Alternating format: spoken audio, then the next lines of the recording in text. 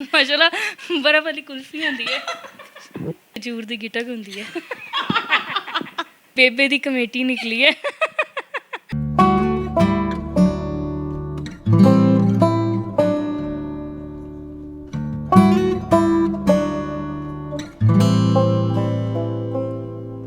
माशाल्लाह माशाल्लाह ये कौन है? ये पुत्र है मेरा। डुब के मर जाए ते कद नड़ा साहब दिता ही है। थोड़ा जिहा पड़ गया नहीं तो पिंड तेरे हथ च बड़ा डंडा होना सी, तांबे दी तारां नाल वेटिया होना सी, बिला वजह कुत्तियां नूं मार मूर के तू सौण ना करना।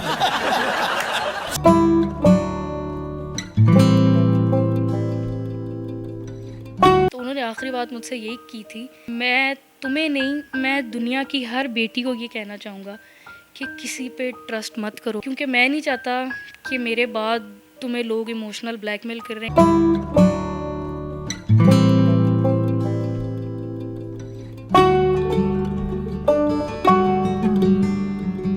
हाय एवरीवन, अस्सलाम वालेकुम। मैं हूँ मायरा भट्ट और आप देख रहे हैं नेशनल पॉइंट। उम्मीद करती हूँ आप सब लोग ठीक ठाक होंगे। आज का प्रोग्राम काफ़ी स्पेशल होने वाला है, क्योंकि आज का प्रोग्राम हम डेडिकेट कर रहे हैं सर अमानुल्लाह को। और इस प्रोग्राम में हमें स्पेशली ज्वाइन किया है, ये एक टिकटॉकर हैं, ये टेक्सटाइल डिज़ाइनर हैं, इसके अलावा ये कॉमेडियन हैं, और सबसे बड़ी बात ये सर अमानुल्लाह की बेटी हैं। So we have none other than Zarghoon with us. Hi, अस्सलाम वालेकुम। वालेकुम अस्सलाम, क्या हाल है? मैं बिल्कुल ठीक हूँ, आप कैसी हैं? शुक्र अल्लाह का, दुआएं आपकी। अच्छा ज़रगून, टेक्सटाइल डिज़ाइनर तो आप थी ही और टिकटॉकर भी थी, लेकिन उसके साथ साथ अब कॉमेडी में भी आपने कदम रख दिया है। तो कैसा जा रहा है आपका ये एक्सपीरियंस अभी तक? ऐसा सच मेरा कोई प्लान तो नहीं था, लेकिन वालिद साहब की डेथ के बाद मतलब मेरा उनका साथ बहुत था, मेरे वालिद साहब के साथ। उनके साथ मैं टिकटॉक्स भी बड़ी बनाया करती थी, तो वहाँ से लोगों ने मुझे मतलब बुलाना शुरू किया कि लाडली बेटी सबसे छोटी है। तो बस वहाँ सब करते करते अब ऑफ़र्स वगैरह आ जाती हैं तो मैं कर लेती हूँ, लेकिन जो सही मेरा फोकस है वो मेरी जॉब पर है, यानी टेक्सटाइल डिज़ाइनिंग पर ही है। अच्छा ज़रगून, आपका एक सिग्नेचर तो बन गया, एक साइन, ये जो आप हैट पहनती हैं, इसके पीछे क्या कहानी है? ये एक बड़ी फ़नी स्टोरी है। इसको इमोशनल कहूँ, फ़नी को, मुझे खुद समझ नहीं आता। वालिद साहब ने मुझे ना बुलाया पास, मेरे पास आओ। मैं गई, बोलती है मैं तेन सोने का ताज तो नहीं दे सके अज तक, मैं अफोर्ड नहीं करता, तो ए मेरी हैट है पुत्र, ठीक है, ए मेरे वालों तेन सोने का ताज ही, ए हैट अज तो तेरी है। मैं बड़ी इमोशनल हो गई। मैंने कहा यार देखो, मेरे वालिद साहब ने मुझे हैट दी है, इतने प्यार से हैट दी है मुझे, मैं काफ़ी ज़्यादा इमोशनल हुई। तो मैंने पहनी तो ना उन्होंने ना मेरी आंखों में आंसू आ गए, तो मुझे देख के बोलते हैं ओ ए हैट मैं तेनू गिफ्ट नहीं की थी, मैंने छोटी सी मैं तेनू ऐस करके दी है।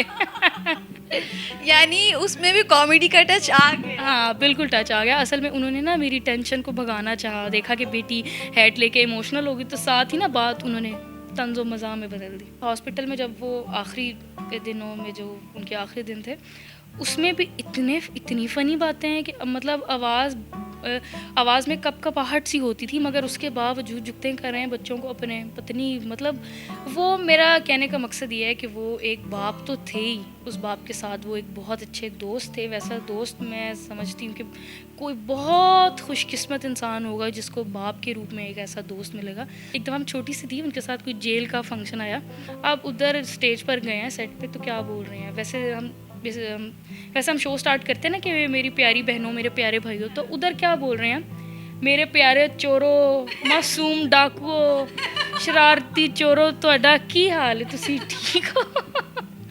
मतलब अब उनको कह दिया। अब ना मैंने उनसे पूछा कि आप जेल के इवेंट पे गए तो आपने ऐसे क्यों स्टार्ट किया? बोलते हैं वो डिप्रेस हैं, वहाँ पे परेशान है वो उधर के, भाई कोई अपनी फैमिली छोड़ कर आया हुआ है, पता नहीं किस हालात में वो जेल में बैठे हुए हैं, गलती तो कर बैठे हैं वो अब बेचारे। तो ना उनको उनका हंसाने का स्टाइल यही कि मेरे प्यारे चोरों। तो आगे से रिस्पॉन्स कैसा था? बस ये था कि 10 मिनट तक तो लाफ्टर जो है रुके नहीं। अच्छा। 10 मिनट में उन्होंने सेट पे खड़े 2-3 दवाइयाँ भी खा ली।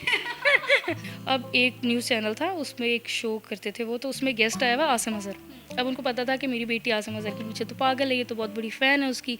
मुझे कॉल कर दी है, ठीक है, मुझे कॉल किया है, कित्थे है तू? मैंने कहा मैं कॉलेज हूँ। पुत्र इत्थे जल्दी आ जा, आसिम अज़हर आया हुआ इत्थे। पीछे से तालियों की आवाज़ें आ रही हैं मुझे। मैं कहूँ ये क्या कर रहे हैं मेरे साथ? मैंने कहा वाकई तेरी कसम मैनू तेरा नहीं हैगा वो अजहर आसिम अजहर वो आया उन्होंने मिलना है आके। मैंने कहा वाकई पुत्र मैनू तेरी माँ दी कसम आसिम अजहर आया होया पीछे से इतना ड्यूरिंग शो मतलब ड्यूरिंग शो पीछे से तालियों की आवाज़ें आ रही। मैंने कहा यार अब्बू वैसे ऐसे झूठ नहीं बोल नहीं सकते झूठ। मैंने कहा यार मुझे लगता है वाकई आया।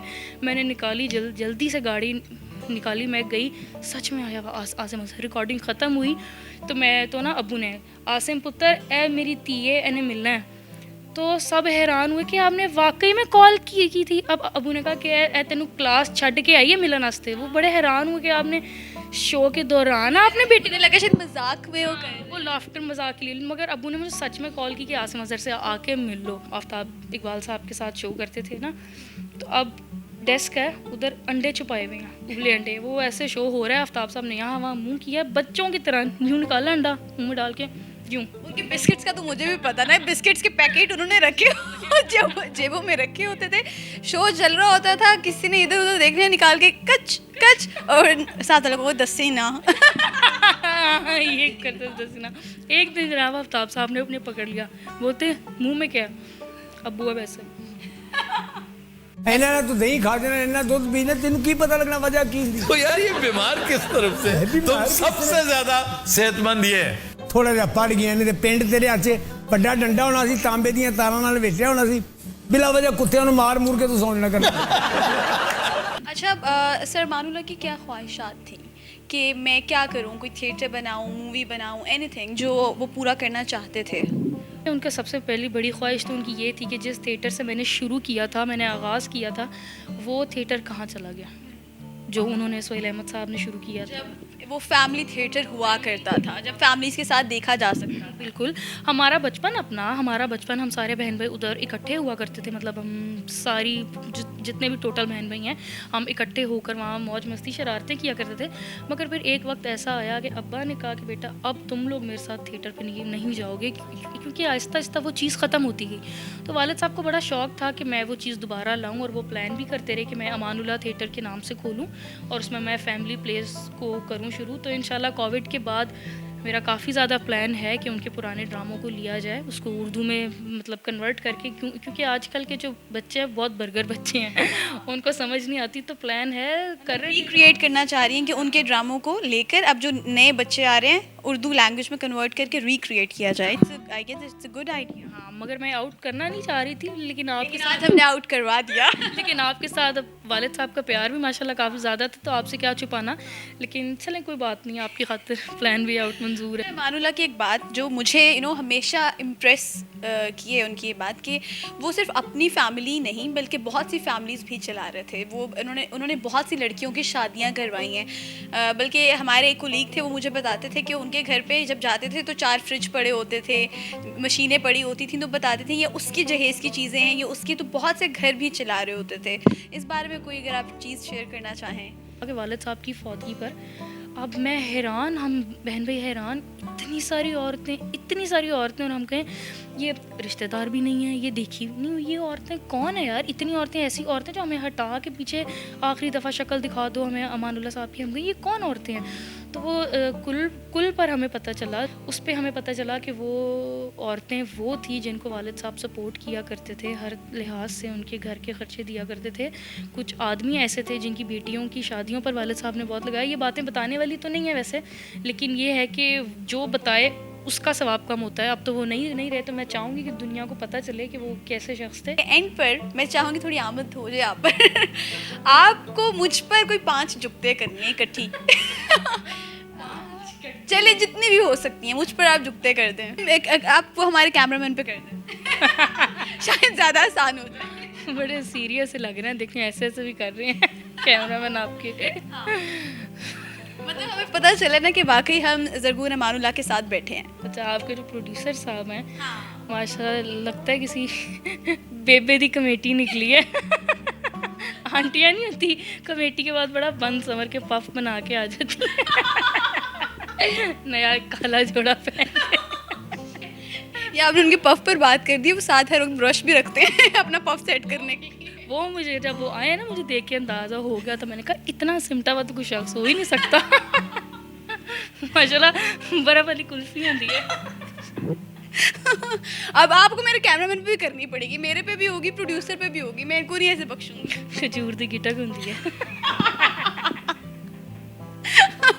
हमारे एक और प्रोड्यूसर भी है, प्लीज। एक प्रोड्यूसर आ पूरे रास्ते हम तीनों को चुपते करेंगे। अच्छा ऐसे ਇਹੋ ਜਿਹੇ ਚਸ਼ਮਿਸ਼ ਮੁੰਡੇ ਨਾ ਧਮਾਕੇ ਤੋਂ ਪਹਿਲੀ ਮਰ ਜਾਂਦੇ ਨੇ, ਧਮਾਕੇ ਦਾ ਨਾਂ ਸੁਣ ਕੇ ਹੀ ਮਰ ਜਾਂਦੇ ਨੇ। अब 4 मिनट लगा दिए। अब हिसाब बराबर है। Anyway thank you so much Zarghoon, बहुत मज़ा आया आपसे बात करके। आई होप आपको भी आज का प्रोग्राम अच्छा लगा होगा। एंड पर कोई भी मैसेज आप देना चाहें जितने भी सरमानुल्लाह के आपके चाहने वाले हैं। मैसेज मैं अपने वालिद साहब को देना चाहूँगी। तो मुझे कहते हैं बेटा, मैं तुम्हें नहीं, मैं दुनिया की हर बेटी को ये कहना चाहूँगा कि किसी पे ट्रस्ट मत करो, किसी पे भरोसा ना करो। ये दुनिया बहुत गंदी है, ये दुनिया बहुत गलीज़ है।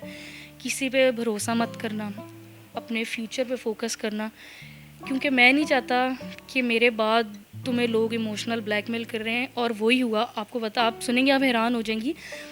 पिछले 2 हफ्ते पहले मुझे इंस्टाग्राम पर एक मैसेज आया कि मैं अस्करी बैंक में जॉब करता हूँ और आपके वालिद साहब जो हैं उनका कोई 20,000 पेंडिंग है, तो आप मेहरबानी करें 20,000 रुपये अदा कर दें और उनका बोझ हल्का कर दें। बोलता मेरी आपके बड़े भाई से भी बात हुई है। मैंने कहा अभी पता लगाते हैं इसका। मैंने कहा हाँ, सलमान भाई से? बोलता जी सलमान भाई माशाल्लाह बड़े नाइस हैं। सलमान मजाल है जो मेरे किसी भाई का नाम हो। जब उसने ये कहा ना मुझे कि मैं आप सलमान से, मैंने फ़ौरन साइबर क्राइम में उसकी रिपोर्ट की मैंने। तो मतलब वालिद साहब इस तरह की बातों के लिए पहले तैयार कर गए कि तुम लोगों को लोग इमोशनल ब्लैकमेल करेंगे। तो ख़ासतौर पर लड़कियों से मैं ये कहना चाहूँगी कि हर किसी पे ट्रस्ट मत करें, दुनिया बहुत धोखेबाज है, बच के रहें इन जानवरों से। Thank you so much Zarghoon, बहुत मज़ा आया है और मैं उम्मीद करती हूँ हमारे देखने वालों को भी आज का प्रोग्राम बहुत अच्छा लगा होगा। आपको कैसा प्रोग्राम लगा है हमें कमेंट सेक्शन के ज़रिए ज़रूर बताइएगा और अपना रखिएगा ढेर सारा ख्याल।